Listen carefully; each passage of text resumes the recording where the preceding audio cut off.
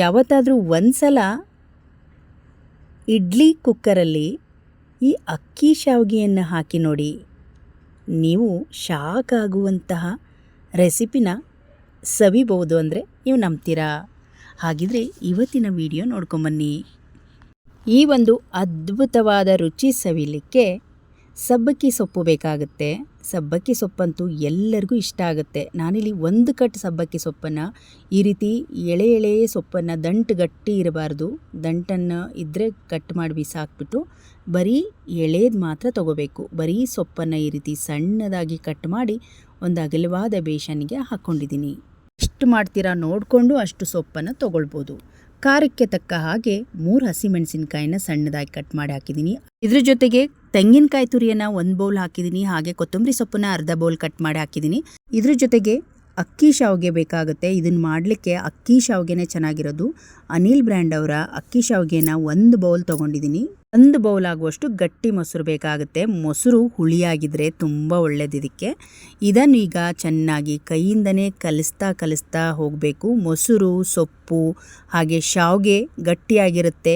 ಸೊಪ್ಪು ಜೊತೆಗೆ ಚೆನ್ನಾಗಿ ಮಿಕ್ಸ್ ಆಗಬೇಕು. ಅಲ್ಲಿವರೆಗೂ ಇದನ್ನು ಕೈಯಿಂದನೇ ಕಲಿಸ್ಕೊಳ್ಬೇಕು. 1-2-3 ನಿಮಿಷಗಳ ಕಾಲ ಕೈಯಿಂದನೇ ಕಲಿಸ್ಕೋಬೇಕು. ನೀರು ಮಾತ್ರ ಇವಾಗ ಹಾಕಕ್ಕೆ ಹೋಗಬಾರ್ದು, ನಂತರ ಬೇಕಾಗುತ್ತೆ. ಇದಕ್ಕೆ ಸ್ವಲ್ಪನೇ ನೀರು ಹಾಕೋಬೇಕು.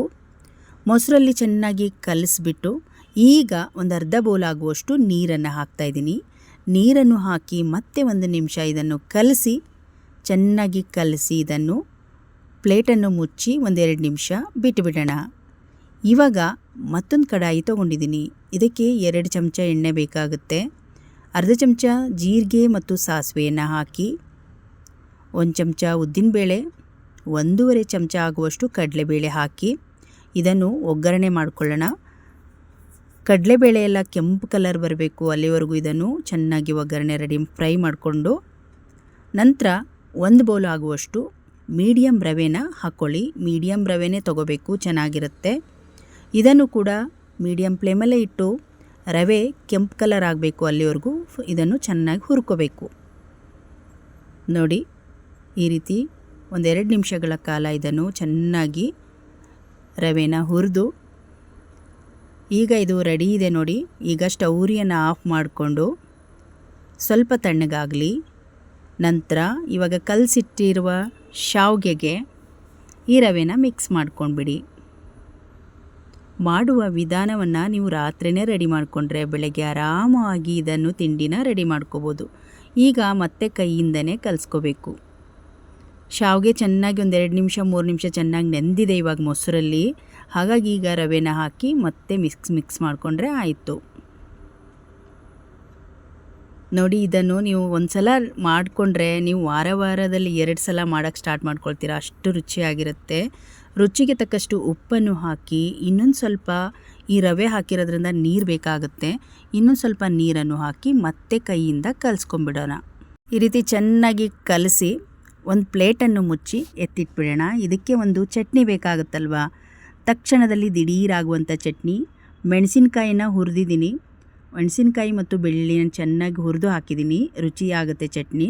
ಒಂದು ಅರ್ಧ ಬೌಲ್ ತೆಂಗಿನಕಾಯಿ ತುರಿ ಹಾಗೆ ಒಂದು ಅರ್ಧ ಬೌಲ್ ಕಡಲೆ ಪಪ್ಪನ್ನು ಹಾಕಿದ್ದೀನಿ. ರುಚಿಗೆ ತಕ್ಕಷ್ಟು ಉಪ್ಪು, ಕೊತ್ತಂಬರಿ ಸೊಪ್ಪು ಸ್ವಲ್ಪ, ಹಾಗೆ ಒಂದು ಬಿಲ್ಲೆ ಗಾತ್ರದ ಹುಣಸೆಹಣ್ಣನ್ನು ಹಾಕಿ ಸ್ವಲ್ಪ ನೀರನ್ನು ಹಾಕಿ ಇದನ್ನು ನುಣ್ಣಗೆ ಪೇಸ್ಟ್ ಮಾಡ್ಕೊಳ್ಳೋಣ. ಈಗ ನೋಡಿ, ಚಟ್ನಿ ರೆಡಿಯಾಗಿದೆ. ಒಂದು ಬೌಲ್ ತಗೊಂಡು ಈ ರೀತಿ ತಳುವಾಗಿರಬೇಕು. ನಾವು ಈ ಒಂದು ಇಡ್ಲಿಗೆ ತಳುವಾಗಿರುವ ಚಟ್ನಿ ಬೇಕಾಗುತ್ತೆ. ಗಮ್ಮತ್ತಿನ ಒಂದು ಒಗ್ಗರಣೆ, ಸಾಸಿವೆ, ಜೀರಿಗೆ, ಇಂಗು, ಕರಿಬೇವು ಸೊಪ್ಪು, ಒಣಮೆಣಸಿನ ಒಂದು ಒಗ್ಗರಣೆ ಹಾಕಿ ಇದನ್ನು ಚೆನ್ನಾಗಿ ಮಿಕ್ಸ್ ಮಾಡಿ ಚಟ್ನಿ ರೆಡಿಯಾಯಿತು. ಇದನ್ನು ಪಕ್ಕದಲ್ಲಿ ಇಟ್ಕೊಳ್ಳೋಣ. ಈಗ ನೋಡಿ, ಇದು ಚೆನ್ನಾಗಿ ನೆಂದಿದೆ, ಇದು ರೆಡಿ ಇದೆ. ಈಗ ಬಿಸಿ ಆಗಿರುವ ಇಡ್ಲಿಯನ್ನು ಹಾಕ್ಬೋದು. ಇದ್ರ ಜೊತೆಗೆ ನಿಮಗೆ ಬೇಕು ಅನಿಸಿದರೆ ಕ್ಯಾರೆಟ್ ತುರಿಯನ್ನು ಹಾಕ್ಕೊಳ್ಳಿ. ನಮ್ಮ ಮಕ್ಕಳು ಇಷ್ಟಪಡ್ತಾರೆ ಅಂತ ಸ್ವಲ್ಪ ಕ್ಯಾರೆಟ್ ತುರಿಯನ್ನು ಹಾಕಿ ಇನ್ನೊಂದು ಸ್ವಲ್ಪ ನೀರುಕಾಳು ಹಾಕಿ ಚೆನ್ನಾಗಿ ಈ ರೀತಿ ಕಲಿಸ್ಕೊತಾ ಇದ್ದೀನಿ. ಈಗ ಇದು ಹಿಟ್ಟು ರೆಡಿ ಇದೆ.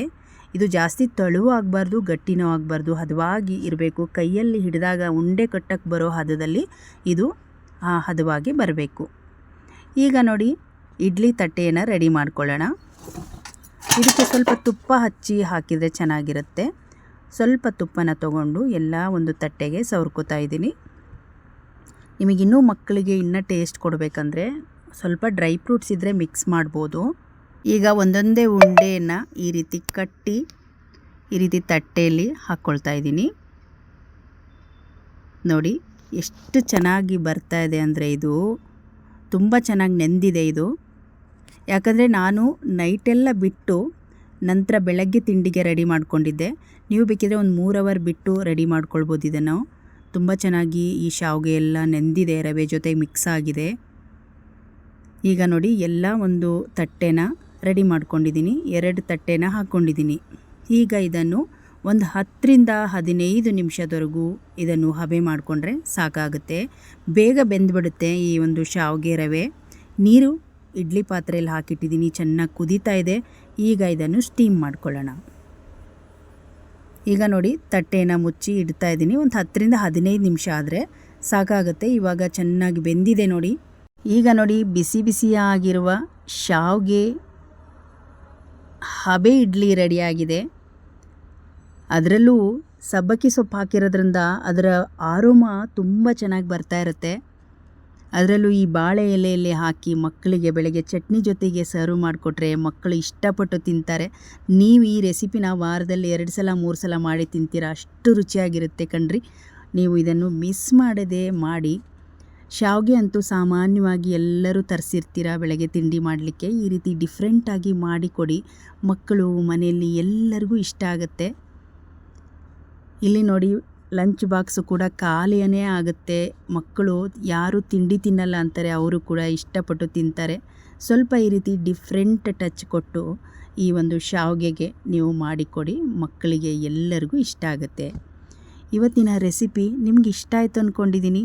ಹಾಗಿದ್ರೆ ಇವಾಗ ಬನ್ನಿ ಸರ್ವ್ ಮಾಡ್ಕೊಳ್ಳೋಣ. ಅದನ್ನು ಹೇಗೆ ಚಟ್ನಿ ಜೊತೆ ತಿನ್ನೋದಂತ ನೋಡೋಣ. ಇಲ್ಲಿ ನಾನು ಇಡ್ಲಿನ ಹಾಕ್ತಾಯಿದ್ದೀನಿ. ನನ್ನ ಮಗನಿಗೆ ಸ್ವಲ್ಪ ಡ್ರೈ ಫ್ರೂಟ್ಸ್ ಹಾಕಿ ಇಷ್ಟ ಆಗುತ್ತೆ ಅಂತ ಸ್ವಲ್ಪ ದ್ರಾಕ್ಷಿ ಎಲ್ಲ ಹಾಕಿದ್ದೆ ನಾನು. ಅದ್ರ ಮೇಲೆ ಚಟ್ನಿ ಹಾಕಿ ಈ ರೀತಿ ತುಪ್ಪ ಹಾಕಿ ತಿಂತಾ ಇದ್ದರೆ ಮಸ್ತಾಗಿರುತ್ತೆ. ಆರೋಮ ಅಂತೂ ಈ ಸೊಪ್ಪಿನ ಆರೋಮ ತುಂಬ ಚೆನ್ನಾಗಿರುತ್ತೆ. ನಮಗಂತೂ ತುಂಬ ಇಷ್ಟ ಆಯಿತು, ನಿಮಗೂ ಕೂಡ ಇಷ್ಟ ಆಗುತ್ತೆ. ಹಾಗೆ ನನ್ನ ಮಗನ ಲಂಚ್ ಬಾಕ್ಸ್ ಕೂಡ ರೆಡಿ ಮಾಡ್ತಾಯಿದ್ದೀನಿ. ಬೆಳಗ್ಗೆ 5 ಗಂಟೆಗೆ ಎದ್ದು ಈ ಇಡ್ಲಿ ರೆಸಿಪಿ ಮಾಡೋಕ್ಕೆ ಶೂಟ್ ಮಾಡಿಕೊಂಡು ಇಡ್ಲಿ ಕೂಡ ತುಂಬ ಚೆನ್ನಾಗಿ ಬಂದಿತ್ತು. ತುಂಬ ಖುಷಿ ಆಯಿತು. ತಿಂಡಿ ಸಖತ್ತಾಗಿತ್ತು. ನೀವು ಕೂಡ ಬೆಳಗ್ಗೆ ತಿಂಡಿಗೆ ಇದನ್ನು ರೆಡಿ ಮಾಡ್ಕೊಳ್ಬೋದು. ಚಟ್ನಿ ಜೊತೆಗೆ ನನ್ನ ಮಗನಿಗೆ ಹಾಕಿ ಕೊಟ್ಟಿದ್ದೆ, ತುಂಬ ಇಷ್ಟಪಟ್ಟು ತಿಂದು ಖುಷಿ ಆಯಿತು. ಹಾಗಿದ್ರೆ ತಡ ಯಾಕೆ ಮಾಡ್ತೀರಾ? ಈ ವಿಡಿಯೋವನ್ನು ನೋಡಿ ಶೇರ್ ಮಾಡಿ ಈ ವಿಡಿಯೋನ ಸಾಕಷ್ಟು ಜನರಿಗೆ. ಯಾಕಂದರೆ ರೆಸಿಪಿ ತುಂಬ ಚೆನ್ನಾಗಿ ಬಂದಿದೆ. ನೀವು ಕೂಡ ಟ್ರೈ ಮಾಡಿ ಹೇಗಿತ್ತು ಅಂತ ಕಮೆಂಟ್ ಬಾಕ್ಸಲ್ಲಿ ತಿಳಿಸಿ. ಈ ವಿಡಿಯೋ ಇಷ್ಟ ಆದರೆ ನಮ್ಮ ಚಾನಲ್ ಹಾಗೂ ಫೇಸ್ಬುಕ್ ಪೇಜನ್ನು ಫಾಲೋ ಮಾಡಿ. ಮತ್ತೆ ಮುಂದಿನ ಹೊಸ ವಿಡಿಯೋದೊಂದಿಗೆ ಸಿಗೋಣ.